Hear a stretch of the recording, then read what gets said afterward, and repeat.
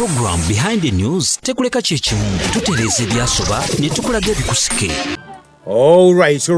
Mugana ngatuliza bagati no enjoy yourself atulwa kineda bamwise Doris Day bado badugamba tino tozukuna ko lwenchanga atemu nango ganti kukakana ko boko yagala ngoli futi mukaga wansi kitegeza ngo mazo kwanti ofa kirizo bagana nkwaniriza program emajidwanga ekiri emabega mawulire wano Impact FM radio rasa mayinja ngabulijjo omulangira kalimage gange program eno etwogera ku nsonga ebimu ku ebyo byemutunulira byemuwulidde byemulabye oba byemusomyeko tugaddala bituufu oba si bituufu ne tubyetolola emabega okulabira ddala ensonga zonna ziva ku ki ekibeeraga wekyo kye batakugamba.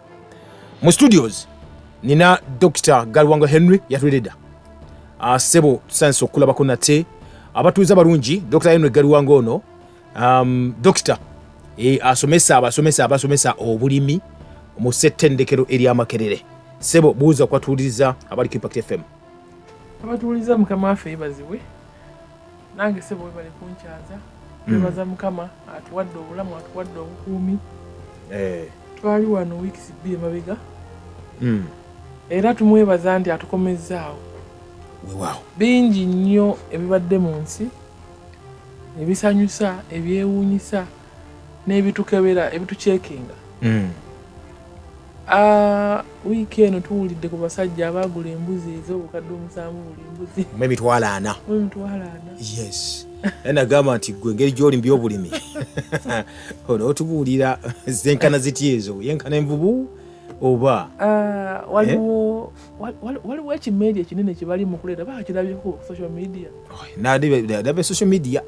Kyeka bakyatuuse mu Uganda babaga nti kijja Uganda eno. Kimeri kinene naye nagambye hayi enguudo zaffe amasanyalaze gali kumpi gakola ki kinayita ku masanyalaze ge waffe KAMPALA gana gatambulira wansi ku ttaka. Jolade olunaku lw'abakyala abalujaguza tubeebaza abakyala mu nsi yonna ate gabadde mazaalibwa ga Dr. Joseph Serwadda lwakuba nti yagendaga kuza ate nkya yagaga kuza nkya n'abantu bonna bamwagaliza tagala keeki emyaka gyejo tegikyali gya keeki tegikyali gya biwoomerera ebiwoomerera tugamba abantu bibi naye osooka nobeera bamaakisi eyo ng'ombite gukyasobola kuba nti gubitematema tokyadduka tokyakola kinga emirimu gyokuka tegikyali gy'amaanyi nnyo okukalukana so sukali omukendeezaako kane yagamba this time around ngaweza emyaka 7 kakirabe nti abamwagala bonna amagezi ebirungi abamanyi abafunye mu buweereza bwe bakontributinge in multiples of 70.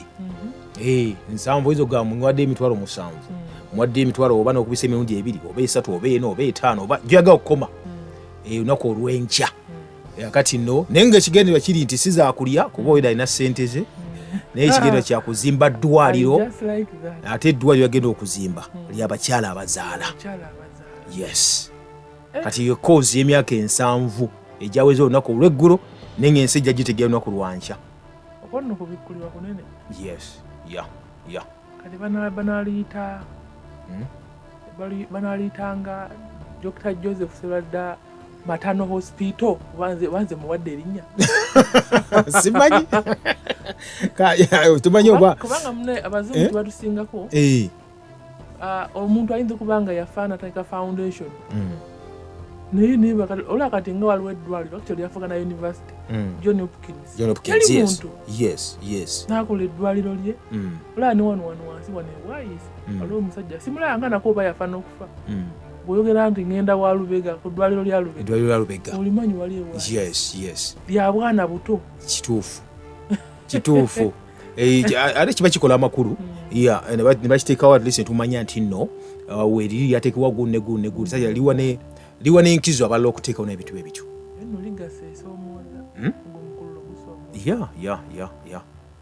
Gwamaanyi nnyo abalina okugulekawo isooka abafamily ne bagulabirako ne gubasoomooza abaana n'abazzukulu ate n'ekirala n'abasigaddewo mu ggwanga Uganda abakulembeze bonna.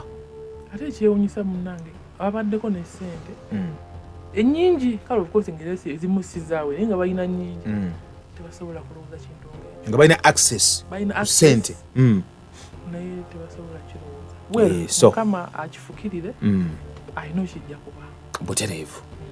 tukwaniriza program ekiri emabega mwali munafa atuliza tuga kutandika nate mu kaseera kano kennyini Dr. Mazo kwanti omulyako naye nga of course bigenda maaso mu ggwanga lyatu Uganda twawulidde eggwanga okuba nti lyeyagala ensi president navayo nabeera nga agamba yagana okweyagala n'abyibyamuko n'abantu be njogera Obufalansa amayiddwa nga Emmanuel Macron olw'ensonga nti Obufalansa yagenze yageka ekola ebyafaayo ng'ensi esookedde ddala okukkiriza etteeka erikkiriza okuwakankulamu embuto ne baliteeka mu Ssemateeka likibadde justit kikirizibwa mu bitundu ebimu ndosa okugyamu olubuto singa luba lugezeza wiikisi tunaweza wiikisi 3 okudda waggulu ne bagamba ne babijjawoko kati bagambye nga bibajjawo bonna bina bibakola byonna tebabissa mu Ssemateeka akati parliament yatudde ne bayisa ne bakola ne standing ovation ne bayimirira ne bagamba no kyateno nje bayisizza ne bagamba bayisizza ekyokugyamu embuto mu Bufalansa kiteekebwe mu Ssemateeka kibayita amendment nga ffe twakubaana akalulu k'okukyusa ebisanja bo baakubya akalulu ako ninga ko kano sika referendum but aba MPs abayitirivu ennyo abasukka mu 2 ne bagamba nti no okugyamu embuto leka kutongozebwe mu butongole kutegwe ne bakuwanikako ne mu Ssemateeka nti kati omuntu yenna wa ddembe okugyamu olubuto oba lwa bbanga kyo bbanga ki ensi bwetyo bwegenda ola bwenyenyeza omutwe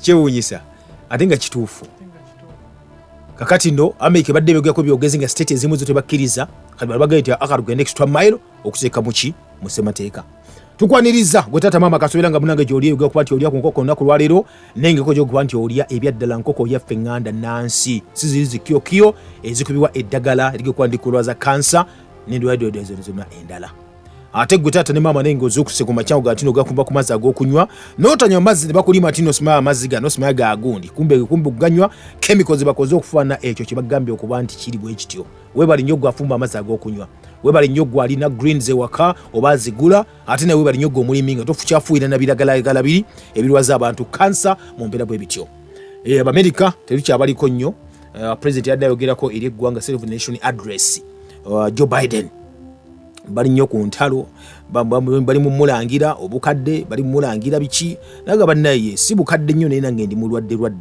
bintu bwe bityo but anyway Dr. Tandikirawo wetuzire ku mpewo wano olunaku lwaleero nga of course twakyogerako luli emabegako ekimayiddwa nga obulwadde omayiddwa nga obwa KALUSU mu nte twabwogerako ekimabegako awo naye minister PS yabeera omukungu ateekateekera ministry ey'ebyobulimi yavuddeyo oluvannyuma lw'okuba nti no baafulumya ekiwandiiko ekimanyiddwa ekiwandiiko nekitambula nekijja eri Kampala Capital City Authority nga kiragira bannaffe basala ebisolo bonna omwabaddemu embuzi endiga ente embizzi obutaddamu okuba nti basala ebisolo ebyo oba okuteekawo kibayita quarantine olw'ensonga nti bakizuula nti no KALUSU mbu yazuliddwako mu bitundu bya Kabawa wano kuingizigiza ekibuga Kampala mpozi ne mu Lubaga division bwe batyo era ne bagamba nti no mbeera bwetyo nawde PS ateekateekera ministry ey'ebulimi nga avaayo ng'agamba ono bamuyita Major General Francis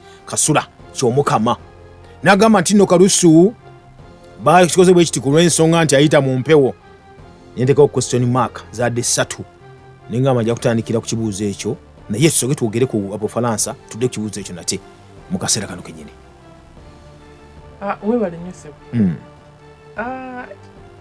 gundi eyo amawulire ago nagalabyeko katonotono ago ag'okugyamu embuto nze soli yonna najose buliro tekinologi temanyi nti ensi gyegenda gyegenda maaso ngaekula naffe wano e Uganda weekiri ensi gyegenda okukoma ngaekula tukola nnyo ebintu ebisanyusa abantu ebitusanyusa wera obulamu bwantu tubutambuza in other words tuyita mu mbeera enzibu nga twagala okukola kyokubeera obulungi nga bwogamba nti ogenze ku nursery osomye enkuba ekkube paka university bakubye emboko mu primary awo mu secondary naye nga waliwo kyogoberera in other words tukola ebintu tubeere n'obulamu bweyagaza mu maaso naye ate ensi gyegenda like the more the world develops, the more we do things that favor us, even when they contravene our spiritual life. Mu Luganda uga nti ensi gyeyongera amaaso ng'ekula tukola ebintu ebitusanyusa newankubadde bibeera nga bikontana n'obulamu bwaffe obw'omwoyo. Njogera nnyo Katonda. Omanyi waliwo ebigambo ebyayogerwa ku musajja amanyiddwa nga bamuyita nga Aleister Crowley. Ekimu ku ekyo yagamba nti nno kijja kubeerawo nti abakyagala nnyo kwegwa ati nno kola ekyo nekyo nekikusanyusa omutima. Do what thy wilt. Yes. That is the statement. Era eyo statement waliwo omusajja mu America ajogera ennyo. Era akola ne t-shirts ze bo bazita label. Oyo musajja oyo ono muyayo akola t-shirt asinga obugagga mu bayimbi mu nsi yonna. Do what thy will. Kola sanyuse meme eyo. Kyo ekigambo kinene nnyo nano kyali kizze. Nano kyali kizze ssebo. Tojjukira abagamba fly UG siritaaba. Fly UG waliwo siritaaba, then waliwo n'ekyo ekigamba nti nno bakitanga batya bakikyajja mu bavubuka. Kola ekisanyuse meme eyo. Ng'ombe ezo tezibeera light. Ziba zizitowa. They carry a lot of meaning. Mu background. Abapromotinga enkola eyo kone promotinga enkola emayiddwa nga ya Telma. Ja promotinga ngeyo nenga dini yajikolanga dini. Twanga dini. Actually oyogedde kwa Aleister Crowley. Kigamba nti ye musajja. Eyali the greatest magician of all time ever lived. Era nga kigambibwa nti n'amaanyi ba Beatles ge bakozesanga okuyimba. Baali basinza ye. Nenga effect gyakyalina nakati ekyali mpitirivu nnyo y'amaanyi. Mu gavumenti zonna ebyaddala kwayingira muko yayingira kati mu constitution bino ne Jeski Sagundi bana abagundi aba Lucis Trust. Kugamba gye tuli eyo kajje tugenda. So kati nebino by'okujamu embuto. Kola ekikusanyusa. Yes. Bwogenda mu medicine waliwo ekigambo kye bakozesa euthanasia. EUTHANASIA.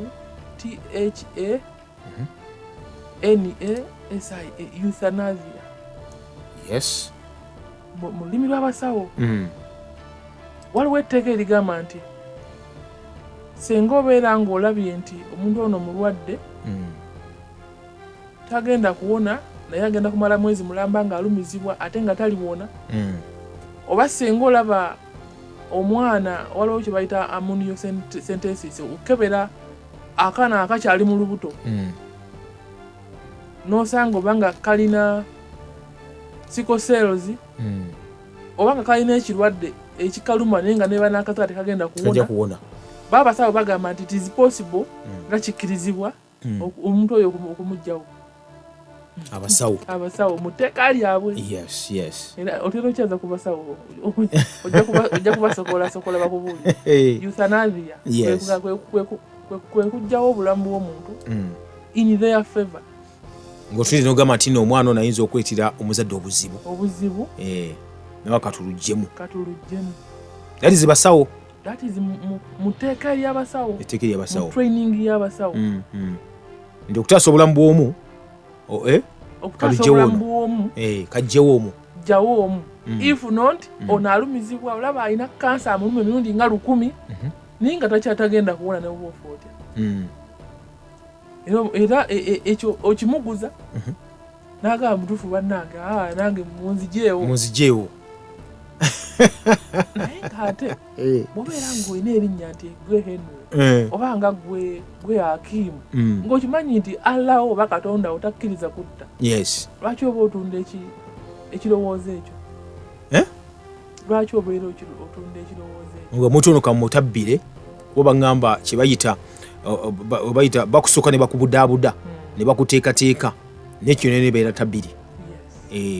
Okulimbalimba okukola ki okuteeka mu mbeera osakira ti okkiriza nti yes munzijeewo oba munzite bamaze okugamba ebintu ebyo. Naye ng'ate omusajja amuyitanga Sega Mwenge bamuwulirako. Yes.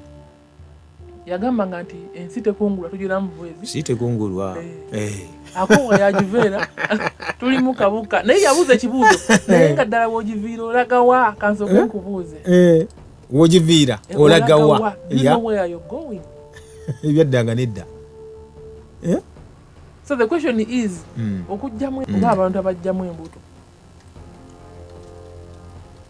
Do you know what is next?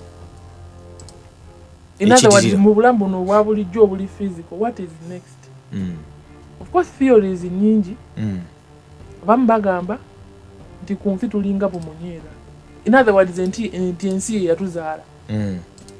Kuliko embeera nnungi nti newe osudde oli akasigo kajja kumera. Nti naffe bwe tuli ekitali ku gundi ndala ku planets ndala. Nejjukira nze nagambako wano nti nze I know there is God. Katonda gyali yatonda eggulu n'ensi naye si ffeffekka abali mu bwengula bw'ensi eno. Yes. Ebitonde bira biyitirivu nnyo gyebiri. Ebiri ku planets ebirala. Weewaawo nti okumanya kwaffe kukyali kutono. Naye nga ku planets eziri mu trillion ne trillion eziri mu bwengula bw'ensi eno si ffeffekka abali mu nsi muno. Waliyo ebirala.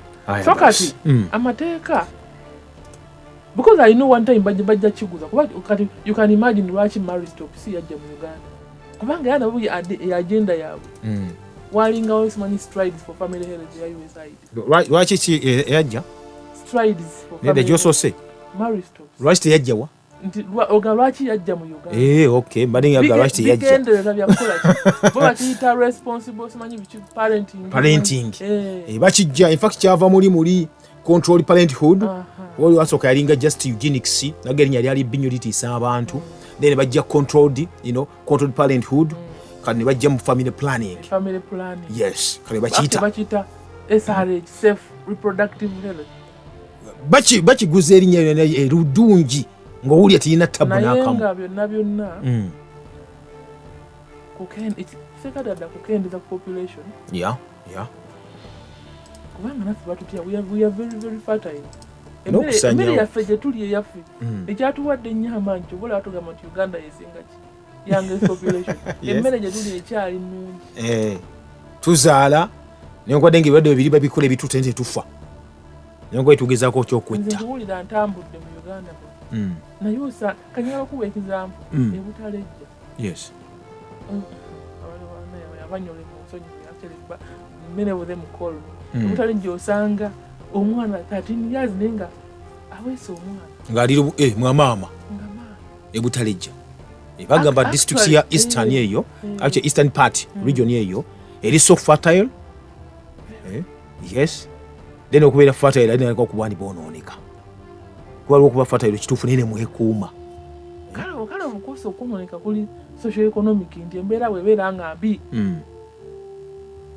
This is a funny statement kyolina kyekikutaasa sijja kuyita waawo naye nga ebutalejja akyo atugamba nti ya district nakyogerako wano oli nti omwana nti the youngest jjajja mu nsi yonna ali butalejja omwana yazaala mwana munne omwana munne n'azaala mwana munne ali butalejja 26 years omwana ali afuuse jjajja.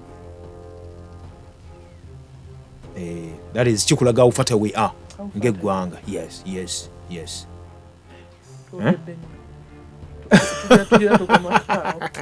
Omanyi wakuba nti ebyogera nga toliiwo bino gwe kati obitya naye kati nze sibitya kuba mbyogera lwatu abantu balina okuba nti babitegeera ebyaddala kubanga olwafukosi ne gunne Alice Bayire yajja n'agamba ebimu ku ebyo n'okuba ne bateeka basaanyawo kye bayita amaka bimu ku ebyo bakuwa obuyinza obujjamu embuto ensi eno erina ebeere nga list ga nti olubuto nsoddujjamu naye buli bakugyamu olubuto bwoti oba olina kyotta gwe kennyini gwolese ku nsaafa oba gwetanita ku nsaafa naye naawe maaso oyinza okuba togijja kuddamu kuzaala sokuba nakyo weekiri ekyo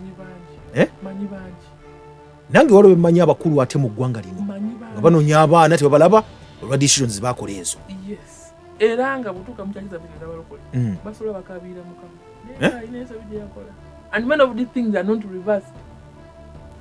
Tosa kizaayo gamba nti nasobya njezeeyo already system gwenyine bawagitta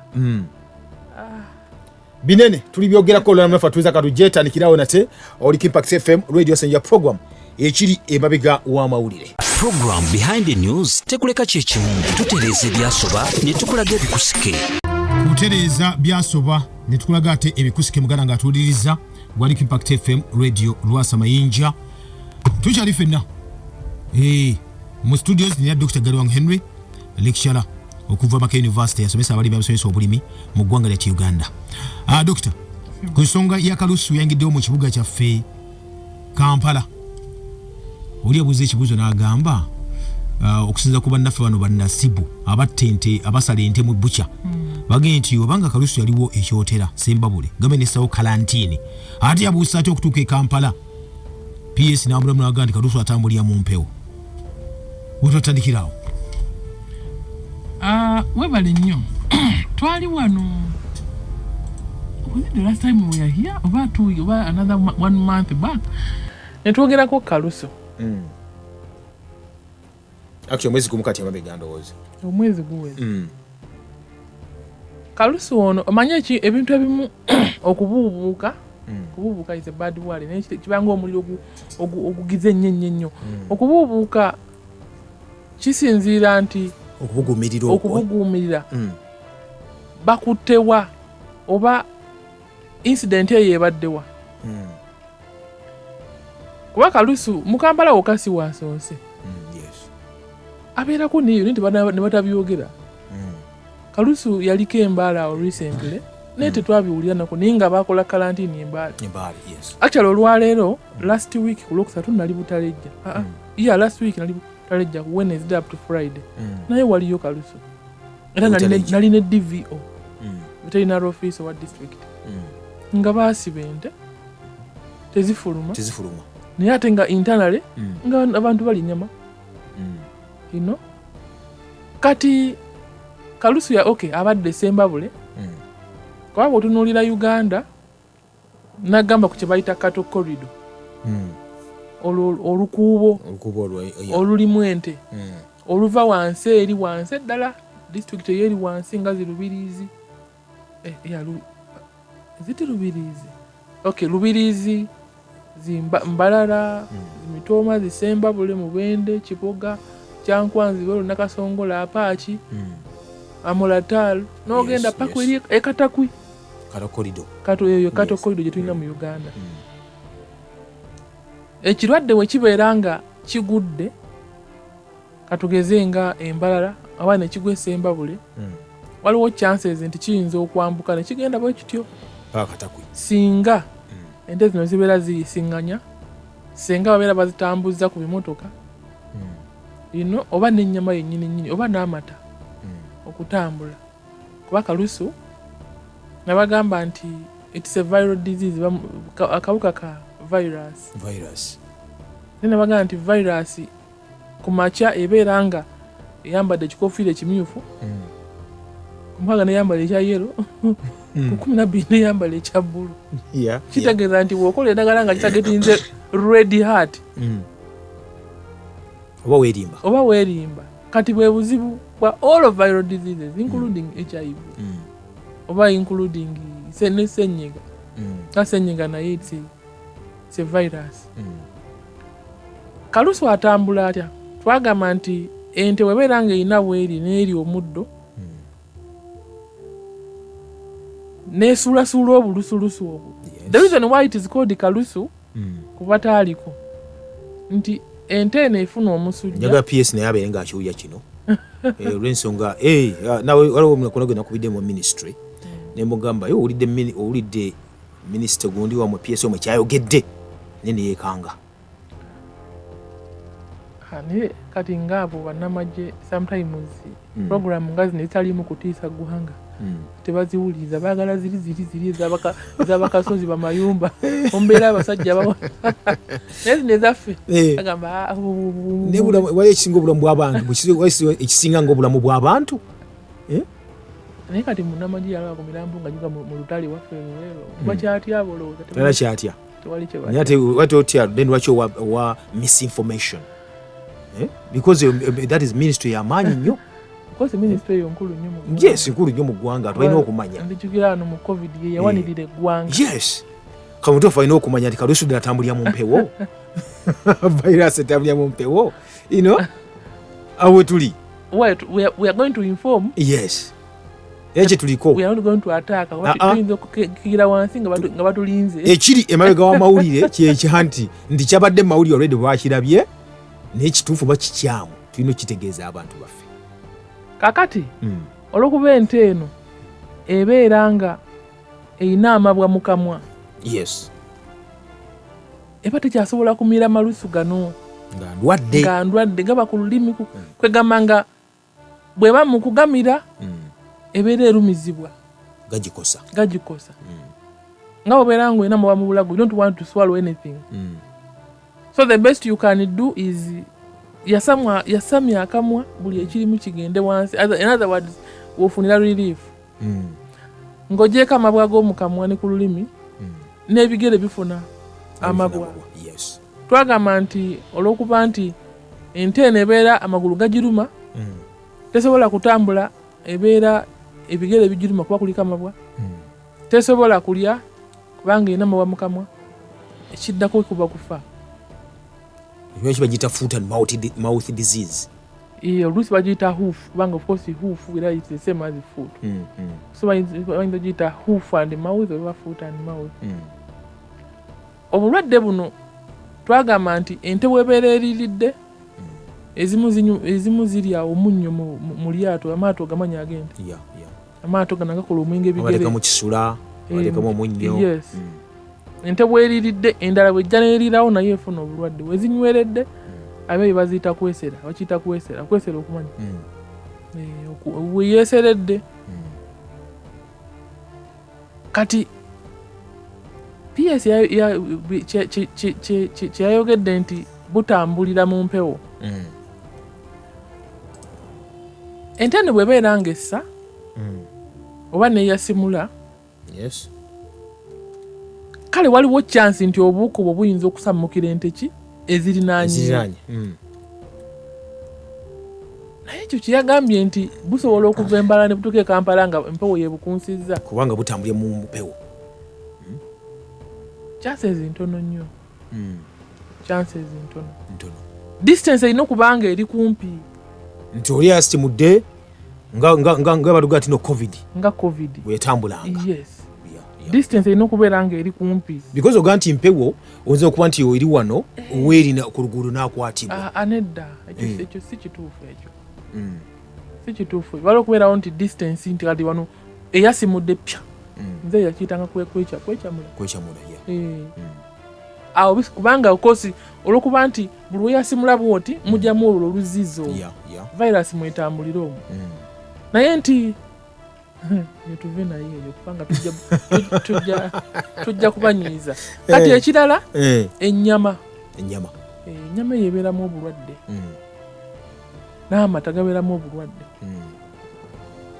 Ku kyamata nyinza okukkiriza ne ku nnyama, especially amata kabe gava esembabule ne gajja eno ewaffe, chances anti kubanga akabuka kayinza okumala ennaku nga nnya mu mata. Bwubanga togafumbye ku degrees nga 10+. Kabeeramu. Kati tuba tutaasa kubanga akawuka kali mu mata, yes. Bwe tuba tutaasa ani ku bonna. Kati nze omuntu kinkwatyako wa bwali bwa kalusu bunkwata. Kalusu takwata muntu. So kitegeeza nabagamba oli kye bayita zoonosis. Zoonosis ke kubeera nga ekirwadde kiva ku nte ne kikwata omuntu oba ne kiva ku muntu ne kikwata ente. Because ongamba nti nno otadde quarantine for example ku district ya Kampala. Nga Kampala si tetuli balunzi, tuli bali. Yes, era tuli banywi. Kati argument yaabwe nawulidde ku bayi RCC wa Kampala Central. Manyi bimbuzaabuza. RCC. Buli division ina RCC. Mu Kampala tulina ba RCC, mu district tulina ba RDCs. Because this is the city whatever. Ninge bonabone bakizya president. Kubanga botunuulira industry y'ente. Eyo industry nene. Bugamba nti leero nzigaddewo katugeze Kaleerwe. Kaleerwe ina abantu nga2,000 abasurvive nga ku buli nte eyingira. Abatunda obuveera, abafumba emmere awo. Ate bw'ogenda no Old Port Bellow Road. Meat packers. Bw'ogenda wano ina otuuka esente mano okwata nakuwadde nokuwa naye waliyo nayo olufula yayo waliwo eryawe kyengera kati industry eyo nnene his argument was nti tetugenda gaana nte zingira naye tugenda kwekenenya zivaawa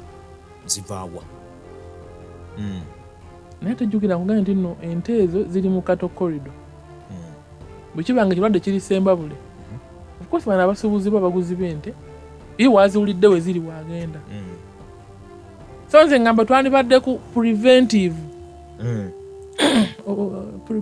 oba preventive nti okuziyiza mu Kampala mulimu abantu abalunda kale nte ezitaayaaya naye batini sina balunzi besanga bisanzwe balina ente nga balina ente kuba omulunzi tasobola kugira tamanyi nti gye zigenze yes so kati kyandibadde nnyo so si kuteekawo mateeka galiga kazikiza naye ngaffe kwekebera kwekennenya bwe kiba nti Ssembabule waliyo obulwadde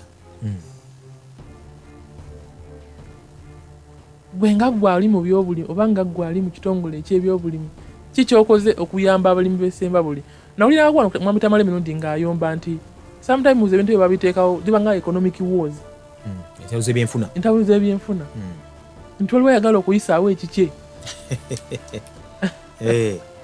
n'ayimusa nti kati kalusu wuno agudde naye ng'ate osanga ewaffe engoma zijja kutambula eziva ekalamoja zijja kutambula naye ng'alina baakutte abatatambuza katugeze obanga waliwo w'e Ssembabule yabanyiizizza nagamba abantu ffe tubasibireyo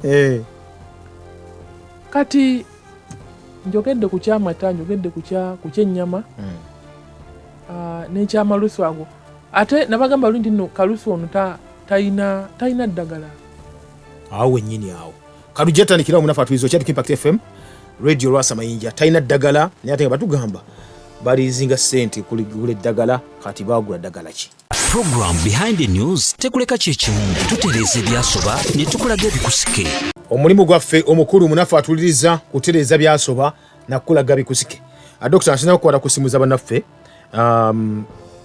ogambe kalusu talina ddagala naye nga baluga nti no gavumenti yalizinga ssente okuba nti bagula eddagala bwerigenda okuyambako mu kugema ne bagamba nti no likyali ttono nnyo era basaba ssente endala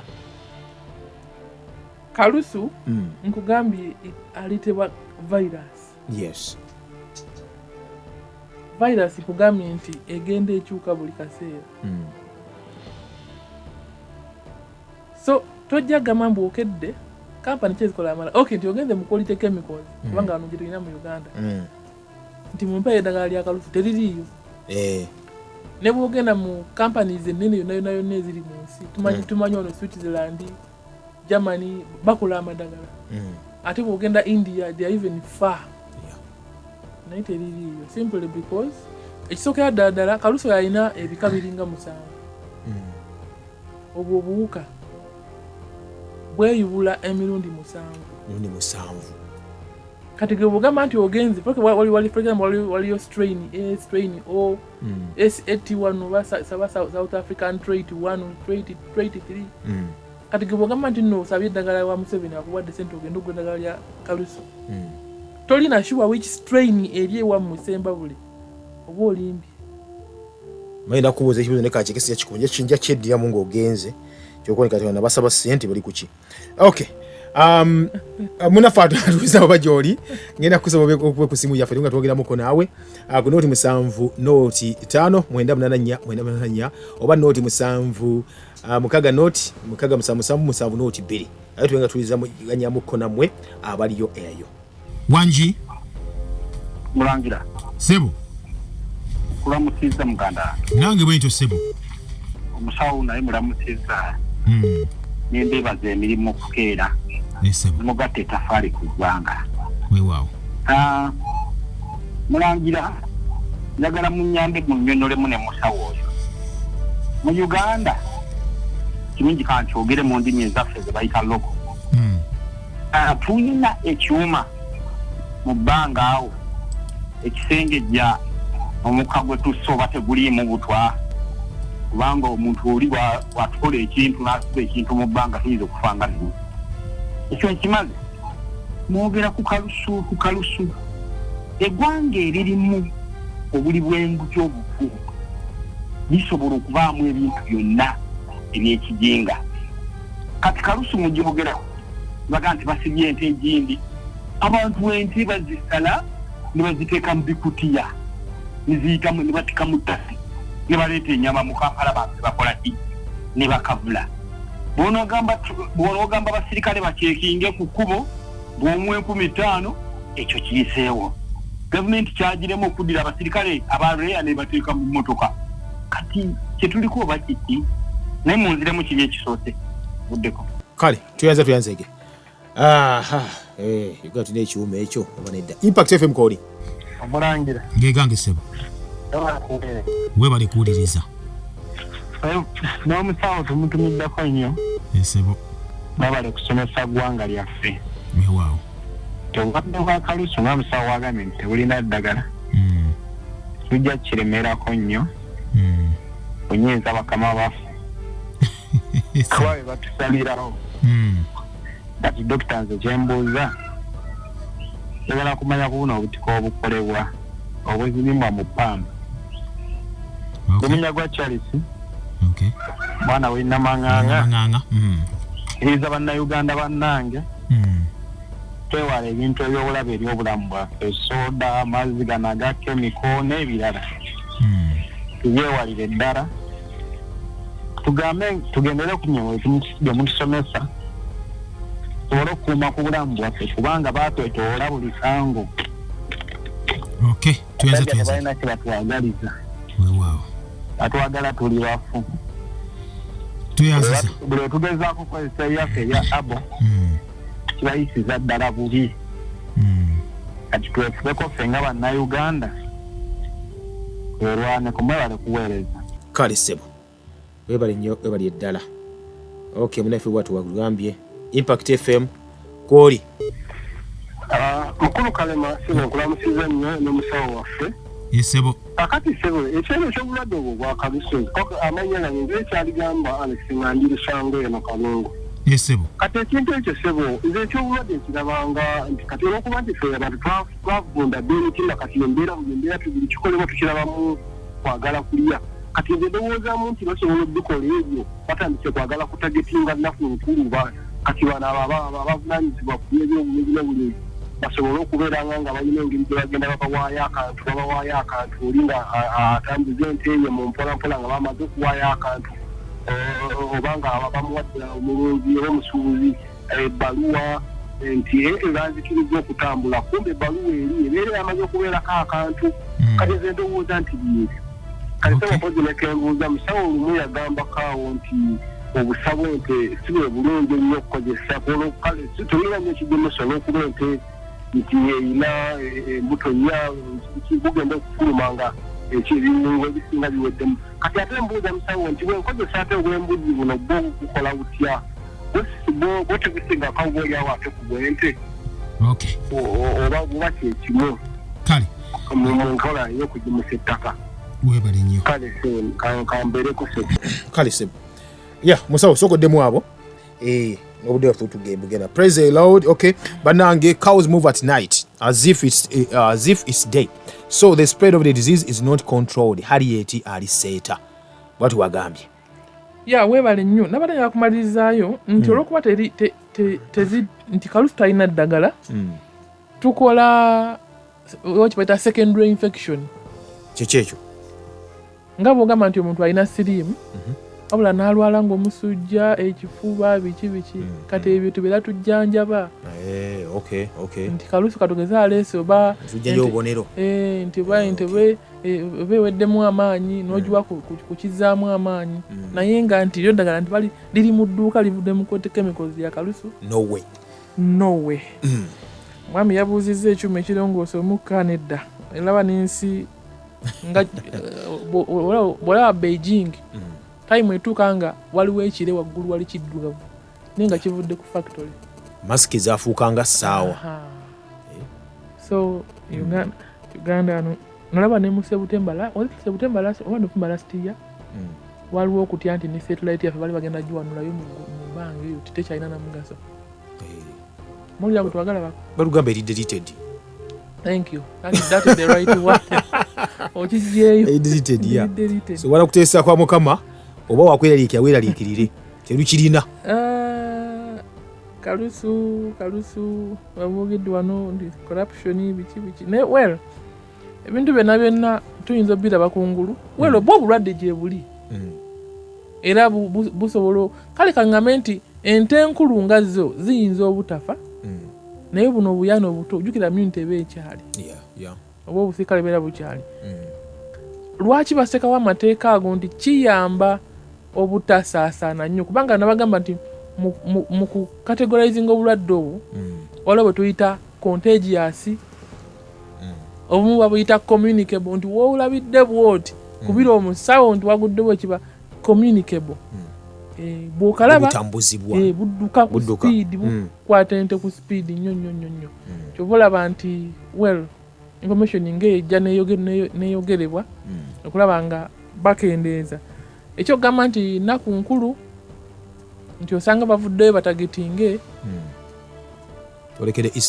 twolekedde Easter wero nyinza butakisaako nnyo mulaka naye nga ku luguudo kwenguzi ebeera nnyingi njagala kuwa example bw'ogende pakwaki ku bridge ng'okwajjukira obeera oyise mu national park okuva eno Kaluma watandikira paka gyakoma abasajja bomu bakwata obugabi ne babusala ne babusaza engabi zennyini ziri mu kujja zitaayaya ziti n'embogo zennyini bazirya era bateekawo waliwo amagi awo ku bridge kwennyini bakebera buli kitereke negola tebiyitawo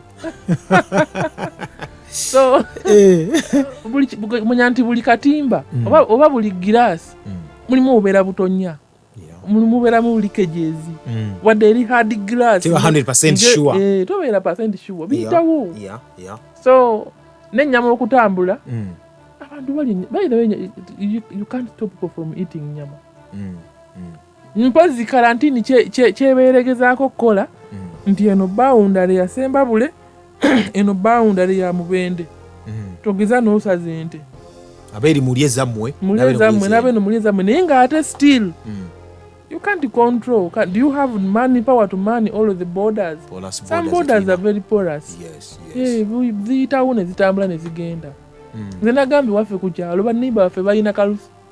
Ku kyalo wano era omwana namugamba nti waayi ente ezo nanga ate kati naye nga azitambuza. Era zirya. Nga n'ez'abawala we ziridde nono we zijja ne zirya. Uganda yaffe enyuma. Dr. Sibula batuwuliriza. Alo mukwano gwange ono bayindudde omuwuliriza omukyala Mirembe Jovita. Asindikidde wano bagamba ki? Gyali ansindikidde ka message. Nkulamusizaako nnyo mukyala Mirembe. Gyali mu lupapula. Ndoza byebyo abantu bafa twaliko ettama nagamba nze gye nayita njagalayo nnyo twaliko ttama last week.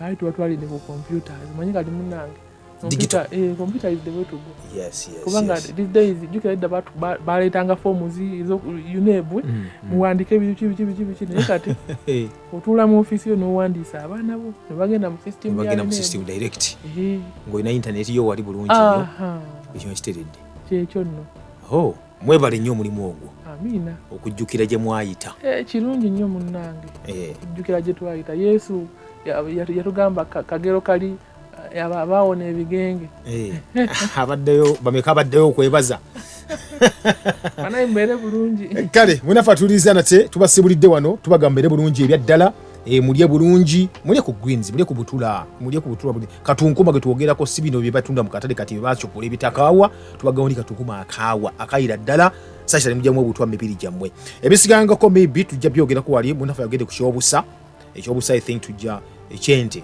tujja kukyogerako okay. I think jakuba gondi number because that is obusovu muntu lwakisibwa mugaso nnyo organic farming. Kale mukama tunda abakuume basone banye bunate mubeere bulungi nkiddamu mubeere bulungi ate mulye bulungi ate mwekuume. Program Behind the News tekuleka kyekimu tutereeza ebyasoba ne tukulaga ebikusike.